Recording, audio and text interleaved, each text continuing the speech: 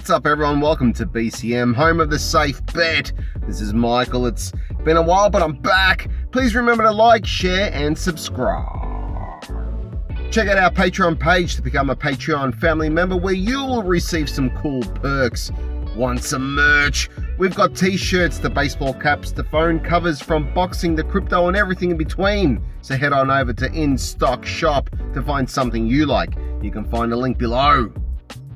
Saturday the 11th of December at the Echo Arena in Liverpool, we'll see a bout between two fighters in contrasting stages of their boxing careers, and will act as a tell-all on where these fighters go next in terms of career trajectory. Rising star Conor Benn will throw down against veteran Chris Algeri, which should serve as a test for Conor to see how he fares against an experienced fighter in a 10-round welterweight matchup. And for Algieri, the fight will indicate if the former WBO International Super lightweight champ has fight longevity left in him, or will it be paycheck collections here on out. In the co-main event that night, we'll see Katie, simply the best Taylor, defend her WBO, IBF, WBA, WBC and Ring magazine lightweight titles against WBA mandatory and current IBA Women's Super Lightweight and former WBC Silver, IBO Super Featherweight and IBO Lightweight champ Firuza hot as guts Sharipova. The 14th world ranked and spirited Sharipova will give Taylor some trouble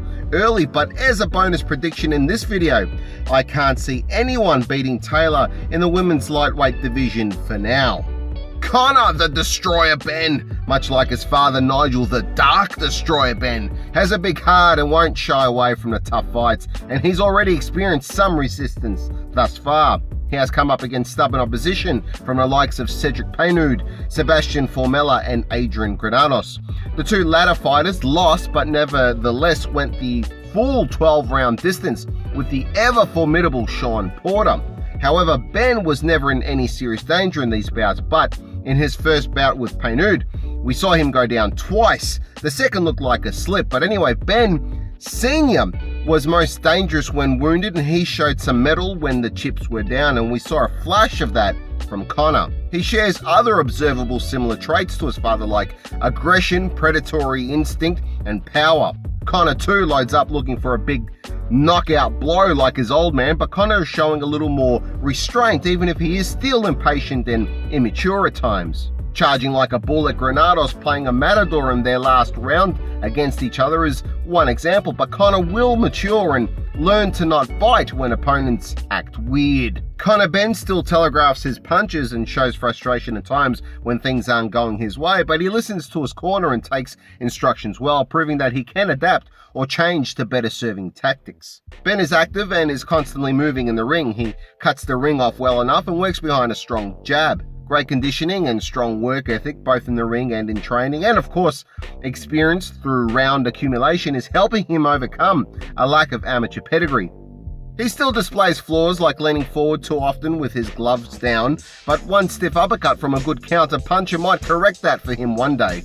From his 19 fights, with 12 by way of KO, no losses and no draws, and at 25 years of age, I think he's progressing better than his father did in his first 20 fights in the middle and super middleweight division in his day. The truth is, Eddie Hearn is helping to put together the right opponents for Benn. They're not levels above him, but not tin cans either, and I think Algieri is a good matchup for him. Chris the Fighting Collegian Algeri has an extensive martial arts background from Kenpo to wrestling to kickboxing, and his journey started at the age of 10. He's also a qualified food nutritionist and someone I should reach out to see if he can help my fat ass shed some weight. On top of spaghetti. In his kickboxing career, he amassed a record of 20-0 before becoming a professional boxer. His boxing career, however, has some blemishes, and it currently stands at 25 wins with 9 KOs, 3 defeats with 1 by KO and 0 draws. Credit to Algieri though on a decent resume towards the later stages in his professional career, with opponents like Manny Pacquiao, Amir Khan, Errol Spence Jr. and Ruslan Pravotnikov. Of these caliber fighters, he beat Pravotnikov in the super lightweight bout with a, for many, controversial split decision win, but showed he could overcome the bulldog tenaciousness of Pravotnikov. Against quality opposition, however, particularly in the 147-pound division, Algieri has struggled to assert himself. The fighting collegian, now a couple of decades out of college, How do you do, fellow kids?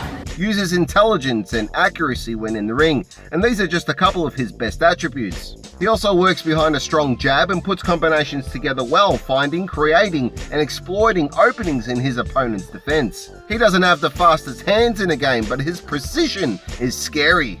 Being a nutritionist and long-time professional athlete, he has learned over the years to manage pace and preserve energy and stamina, and he uses this to great effect, staying relatively fresh through most of his fights.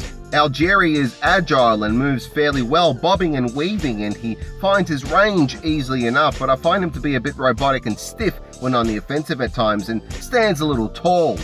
I mean, he's been a pro boxer for ages, but maybe a little bit of that kickboxing tendency sneaks in with regards to stance, or maybe not, maybe that's just his posture when resetting or transitioning maneuvers. One thing's certain, Algieri has crossed paths with many a skillful and dangerous fighter and has accumulated a fair amount of information and experience that will serve him well against Benn, who will look to apply pressure and aggression. Algieri, for the most part, knows how to survive in a ring, but surviving will only take you so far. If I'm wrong, I'm happy to be locked for an hour in a toilet just used by WWE's Rikishi after a gargantuan serving of Brussels sprouts and beef fajitas. But I see Conor Benn overcoming Algieri and adding a W next to a fairly respectable name on his resume before continuing on to bigger and better things. Before we hear from the experts, a reminder that if you want to show your support, you can like, share and subscribe. You can help this channel grow by becoming a Patreon member, and don't forget to check out our online merch. Links provided in the description section. Life is a fight outside the ring, and if you are struggling with depression, anxiety, substance abuse, low self-esteem, debt, sleepless nights, and so much more, I can tell you that I have been there and I have some crazy stories to share, but more importantly, I turned my life around, and my experiences might help you to do the same. You can find out in my book, How to Get Out of Life Traps. It's available on Amazon. Just follow the link below!